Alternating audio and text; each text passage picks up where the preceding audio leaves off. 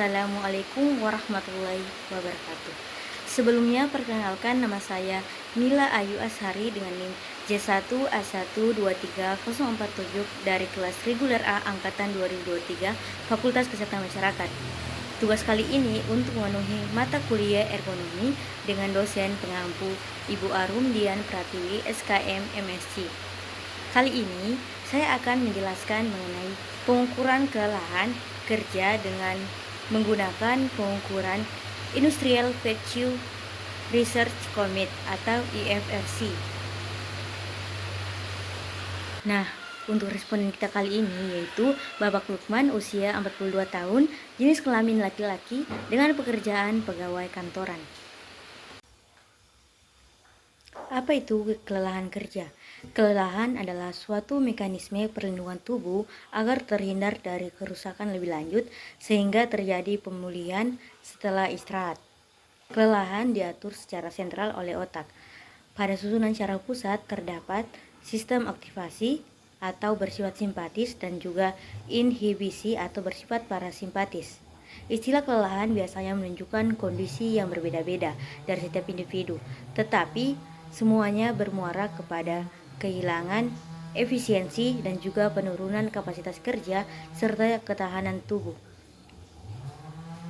Kelelahan kerja juga dapat didefinisikan sebagai kondisi psikologis di mana seseorang mengalami penurunan energi, efisiensi, dan performa akibat faktor-faktor seperti jam kerja yang panjang, aktivitas fisik, dan juga mental yang berlebihan, kurang istirahat, dan stres.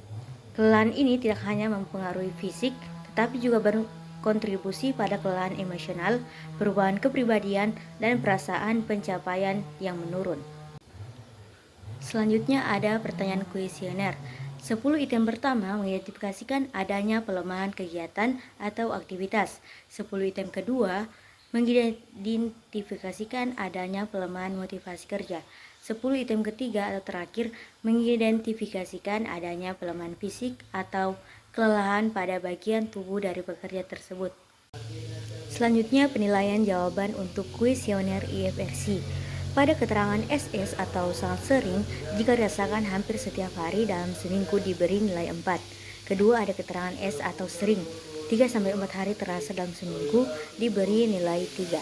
Ketiga ada keterangan K atau kadang-kadang, jika dirasakan 1-2 hari terasa dalam seminggu diberi nilai 2. Dan terakhir ada keterangan TP atau tidak pernah terasa dalam seminggu diberi nilai 1. Nah, bisa dilihat pada layar. Selanjutnya ini adalah hasil jawaban dari responden pada 10 item pertanyaan pertama, yaitu pelemahan kegiatan. Bisa dilihat skor pertanyaan untuk item dari pelemahan kegiatan pada masing-masing nomor pertanyaan. Selanjutnya ini adalah hasil jawaban dari responden pada 10 item kedua, yaitu pelemahan motivasi. Nah, di sini kalian bisa lihat pada layar skor pertanyaan untuk item pelemahan motivasi pada setiap nomor pertanyaan yang diajukan. Next, hasil jawaban dari responden pada 10 item ketiga atau terakhir, yaitu ada pelemahan fisik. Di sini bisa kalian lihat pada layar skor pertanyaan untuk item pelemahan fisik pada setiap nomor pertanyaan yang diajukan. Kemudian di sini ada golongan kelelahan kerja. Yang pertama ada rendah. Jika mempunyai total skor dari kuesioner tentang kelelahan 30-52 dari seluruh pertanyaan yang diajukan. Yang kedua ada sedang. Jika mempunyai total skor dari kuesioner tentang kelelahan 53-75 dari seluruh pertanyaan diajukan. Yang ketiga yaitu tinggi. Jika mempunyai total skor dari kuesioner tentang kelelahan 76-120 dari seluruh pertanyaan yang telah diajukan.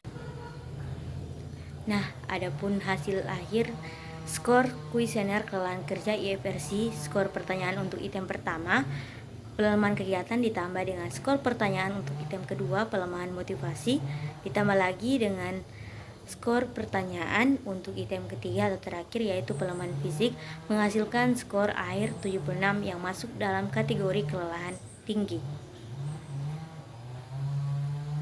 Jadi, berdasarkan skor akhir dari total kuesioner IFRC sebesar 76, Pekerjaan pegawai kantoran yang dilakukan oleh Bapak Lukman dapat diinterpretasikan sebagai kelelahan kerja yang tinggi.